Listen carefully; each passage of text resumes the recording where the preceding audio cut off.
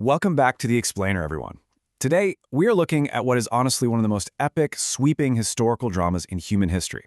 We're talking about the spectacular 300-year rise, the agonizing overextension, and the incredibly dramatic final fall of the Mughal Empire.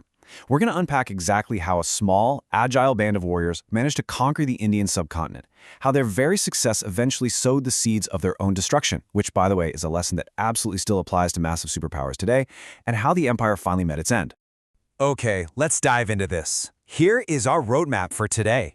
Section 1 will cover the foundation of the Mughal Empire. Section 2, the victory at Panipat. Section 3, consolidating power and culture. Section 4, the exhausting Deccan Wars. Section 5, the rise of the Marathas. And finally, Section 6, the 1857 transformation. To truly grasp the scale of the story we're telling today, just take a quick look at this timeline. We are bridging a massive gap in time here. We start in 1526 with the explosive birth of the empire at Panipat. Then we jump to 1681, marking the beginning of the grueling Deccan Wars, basically the era of imperial overextension. And finally, we land all the way in 1857 for the final gasp of the Mughal era during the Sepoy Mutiny. All right, starting us off with Section 1, Foundation of the Mughal Empire, a strategic beginning. You really can't talk about this foundation without talking about the sheer, unyielding ambition of one man, and that's Babur. Born in 1483 in present-day Uzbekistan, Babur was a guy driven by a seriously prestigious, heavy lineage. I mean, he was a direct descendant of both Timur and Genghis Khan. But his early life, it actually wasn't a story of immediate triumph. It was a story of tremendous struggle. He faced constant territorial losses and setbacks in Central Asia. But instead of just giving up, Babur showed a brilliant strategic mind. He realized the prospects in Central Asia were fading, so he did what any brilliant, unemployed warlord would do. He pivoted. He looked southeast toward a fragmented Indian subcontinent and a weakening Delhi Sultanate. He saw an opening, and he went right for it. Which brings us to Section 2, Victory at Panipat, the underdog's triumphs. And this brilliantly illustrates the absolute asymmetry of this fight. It's wild. You have Babur stepping onto the battlefield at Panipat with roughly 12,000 men. Facing him, Ibrahim Lodi, the Sultan of Delhi, commanding a massive force estimated at well over 100,000 soldiers. By conventional logic, Babur gets completely crushed. But Babur didn't use conventional logic. He brought relatively novel technology to Indian warfare, artillery, specifically cannons and muskets. And more importantly, he used a tactical maneuvering formation called Tulakhma, which essentially allowed his smaller, highly disciplined force to flank and totally dismantle a vastly larger, more traditional army. This wasn't just a military win either. It was a psychological earthquake. The sheer shock of this decisive victory sent shockwaves throughout all of India. It officially established Mughal dominance. The Lodi army's massive numerical superiority literally meant nothing in the face of Babur's tactical innovations and his technological edge. Moving to Section 3, Consolidating Power and Culture, Building the Foundation. So the crucial point here is how Babur transitioned from just being a conqueror to being an actual empire builder. Just look at this list. This is a masterclass in statecraft. He immediately started forming diplomatic alliances and strategic marriages into local dynasties to legitimize his authority. He also implemented a really fair revenue system that actually assessed agricultural output, which balanced the state's needs without completely crushing the peasantry. And honestly, that was a pretty rare trait for a 16th century conqueror. He decentralized his governance, and importantly, he patronized Persian literature and art, which helped foster a shared cultural identity. To manage all of this, he appointed local governors, known as subadars, to maintain law and order and collect taxes. This framework of responsive, inclusive governance laid a bedrock so solid that his successors, like his famous grandson Akbar, were able to use it to expand and stabilize the empire for literally centuries to come. Which leads us to a major tonal shift in Section 4, the exhausting Deccan Wars. The empire overextended. You know, history is cyclical, and even the most solid foundations can crack under too much weight. It begs the question, how did an empire built on such an agile, innovative foundation begin to crumble? How do you go from Babur's brilliant 12,000 men to an empire in agonizing decline? Well, the answer lies in the massive ambition of Emperor Aurangzeb and the geographical quagmire known as the Deccan.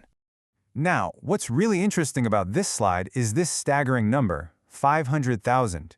Back in 1681, Emperor Aurangzeb moved his entire household, his court, and a 500,000-strong army into the Deccan region to crush local sultanates and, primarily, a rising power known as the Marathas. It was just a massively disproportionate mobilization in every sense of the word. And this set up one of history's ultimate David versus Goliath scenarios, but with a major twist. The Mughals were now the lumbering Goliath. They had this rigid command structure in an army so massive it was draining the imperial treasury just to feed it.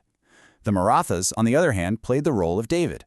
They didn't meet the Mughals in massive set-piece battles. Instead, they operated as agile cavalry in roving bands.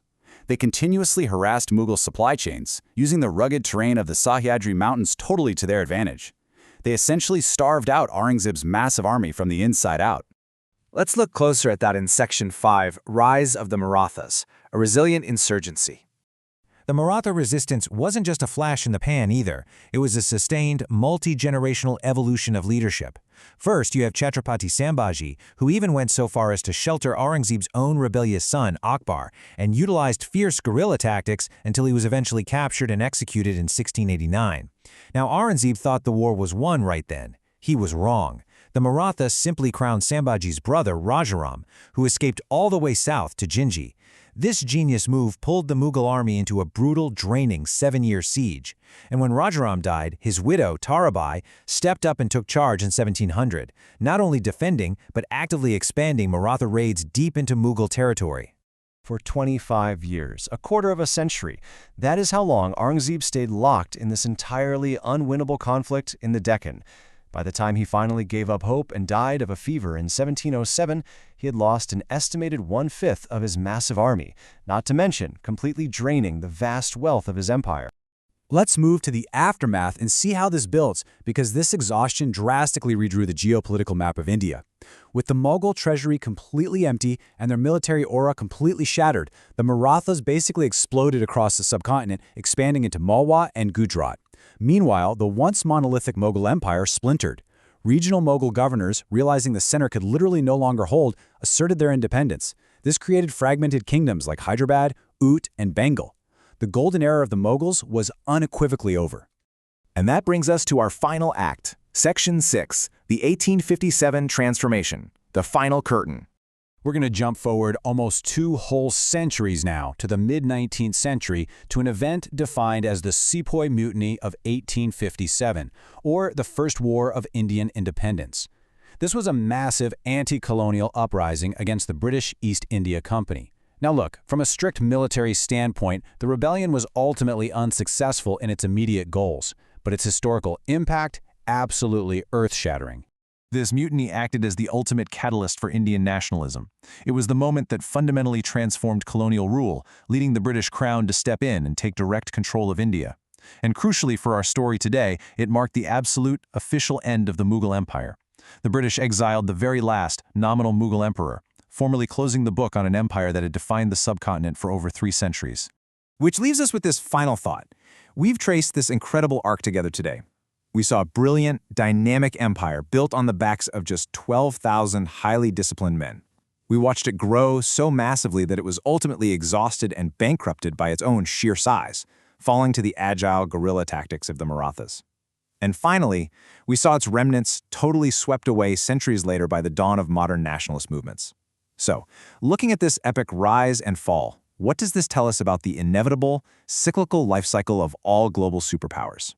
It's a pretty fascinating question, and definitely one worth pondering long after this explainer ends. Thank you so much for joining me on this deep dive into history today. Keep learning, and I'll see you next time.